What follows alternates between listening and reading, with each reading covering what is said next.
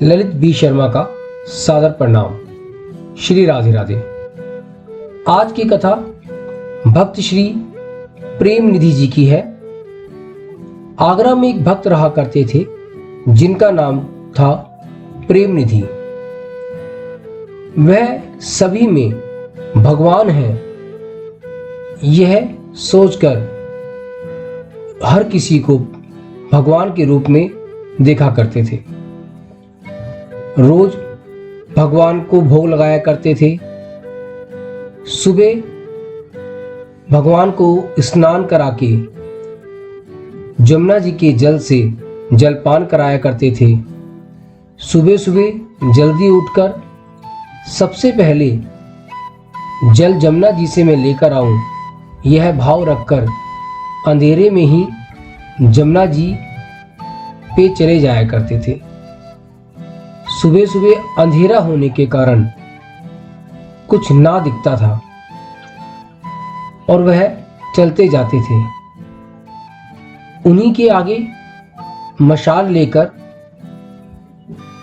एक बच्चा उनके आगे आगे चलता रहता था और जमुना जी पे पहुंच जाते थे और सोचा करते थे चलो यहाँ तक तो पहुंच गया, जाने की बाद में देखेंगे।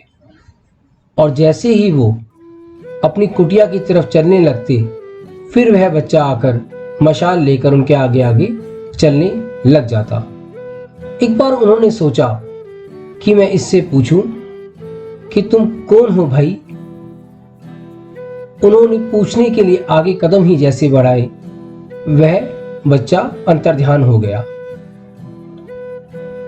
रोज सत्संग करना, सभी के बीच में बैठ के सत्संग सुनाना, सभी को भगवान के भाव से देखना, यह प्रेम निधि जी का कार्य था। वह धीरे धीरे सभी लोगों के बीच में बहुत विख्यात होने लगे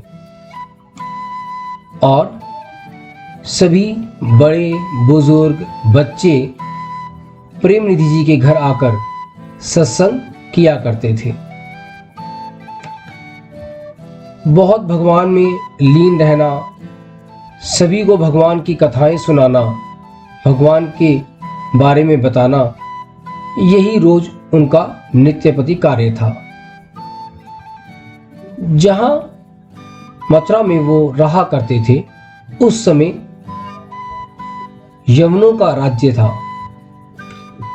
हिंदू साधु संतों को नीचे दिखाना, उनके मजहब का प्रचार ना करने देना, ऐसी मानसिकता वाले लोग बादशाह के चारों ओर रहते थे। जैसे जैसे प्रेम निधि जी का प्रभाव लोगों में बढ़ता जा रहा था, मुल्ला मौलवी सभी उनसे कटने लगे और राजा के जो कर्मचारी थे उनको कहकर राजा को प्रेम निधि जी के बारे में भड़काने लगे कि प्रेम निधि जी का चरित्र अच्छा नहीं है और वो इस तरह के हैं जो सभी लोगों के बीच में, स्त्रियों के बीच में बैठते हैं, करते हैं। इस तरह के भाव उनके मन में, राजा के मन में डालने लगे। राजा यह सुनकर यह आज्ञा दी कि प्रेम निधि जी को मेरे पास लेकर आया जाए। सुबह सुबह राजा के कर्मचारी प्रेम निधि जी को लेने पहुंच गए। वह जमुना जी में भगवान के लिए जल भर रहे थे। उन्होंने कहा कि राजा ने तुम्हें अभी इसी समय बुलाया है, राजा की आज्ञा है कि तुम्हें अभी इसी वक्त लेकर आया जाए। प्रेम निधि जी उनके साथ चल दिए, पर मन में यह एक भाव आता रहा कि भगवान को जल तो आज पिलाया ही नहीं है। यह सोचकर वह राजा के आगे पहुंच गए। बादशाह ने कहा कि तुम्हारा चरित्र अच्छा नहीं है, मैंने सुना है। तो प्रेम निधि जी ने कहा, मैं सभी में परमात्मा का रूप देखता हूं। मेरे पास तो सभी भाई बहन माताएं सभी आते हैं और सत्संग सुनते हैं, जिनसे उनके पापों का नाश होता है, बुद्धि शुद्ध होती है, मन पवित्र होता है और सबका भला होता है। इसीलिए मैं रोज सत्संग करता हूं। राजा ने सोचा कि तुम कह तो सच रहे हो, लेकिन तुम काफिर हो। जब तक तुम्हारा परिचय नहीं मिल जाएगा, तब तक इसे जेल कोठरी में बंद कर दिया जाए। प्रेमनिधि तो जेल में बंद हो गए, लेकिन अंदर से जो आदमी गिरा नहीं है, वो ही जेल में रहकर दुखी रहेगा।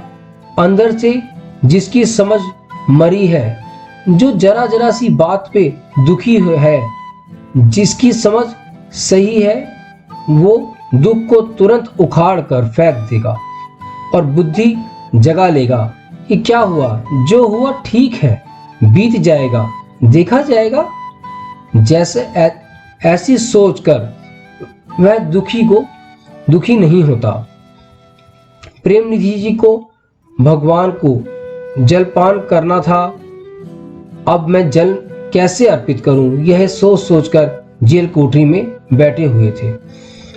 रात को जब राजा सोए तो मोहम्मद पैगंबर उनके सपने में आए और राजा को बोले, हे बादशाह, अल्लाह प्यासे हैं, उन्हें प्यास लगी है। बादशाह ने कहा, मालिक हुक्म करो, अल्लाह को किसके हाथ से पानी पिएंगे? राजा ने पूछा तो अल्लाह ने कहा कि जिनके हाथ से पानी पिएंगे उन्हें तो तुमने जेल में बंद कर रखा है। बादशाह सलामत की धड़कनें तेज हो गई और वह सोचने लगे कि मैंने तो जेल में प्रेमनिधि को बंद कर रखा है। और उनका सपना टूट गया और जल्द उठकर उन्होंने प्रेमनिधि की रिहाई के लिए कहा। प्रेमनिधि नहा धोकर अब भगवान को जलपान कराने लगे।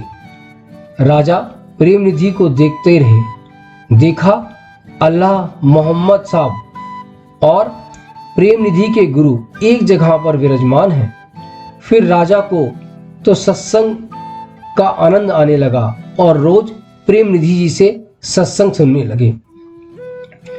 राजा सब प्रेमनिधि महाराज को कुछ कभी देते, कुछ देने के लिए कहते, तो भगवान के रस में मगन प्रेमनिधि जी आनंद में भाव में भक्ति चाहिए और कुछ नहीं चाहिए, यह कहकर राजा को कहते कि मुझे कुछ नहीं चाहिए।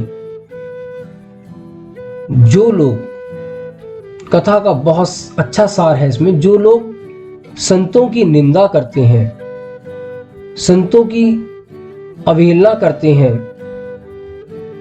वह कभी भी सत्संग करते हुए, अच्छे कर्म करते हुए भी सत्संग का आनंद नहीं ले पाते।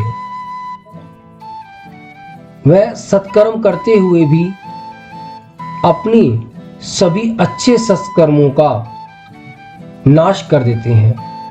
जैसे कि हम लोग आपस में कहीं बैठ जाएं और ना चाहकर भी किसी की निंदा करते रहें, तो हमारे किए हुए सारे सत्कर्म मिट्टी हो जाते हैं। सुबह हमने भगवान की आराधना की, पूजा की, उनको भोग अर्पित किया और पूरा दिन किसी न किसी की निंदा की, किसी का अपमान किया, किसी का हक छीना, तो हमारे करे हुए सभी कर्म मिट्टी हो जाते हैं।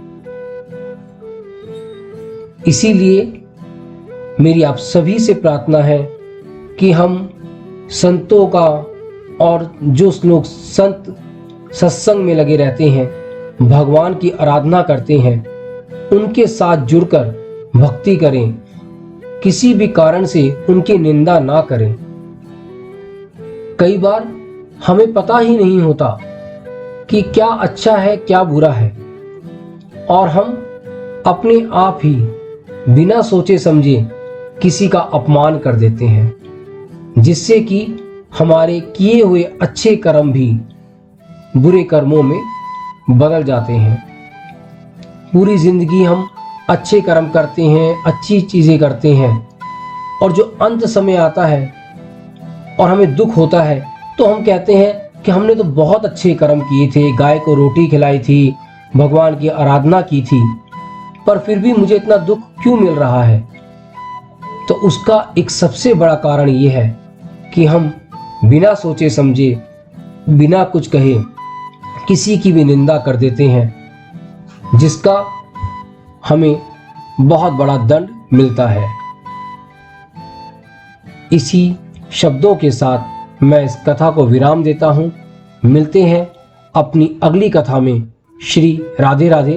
और आपसे एक प्रार्थना है मेरी कि आप सभी कथा सुनकर अपने भाव मुझे कथा के कमेंट्स में ज़रूर लिखें कि आपको कथा कितनी अच्छी लगी है,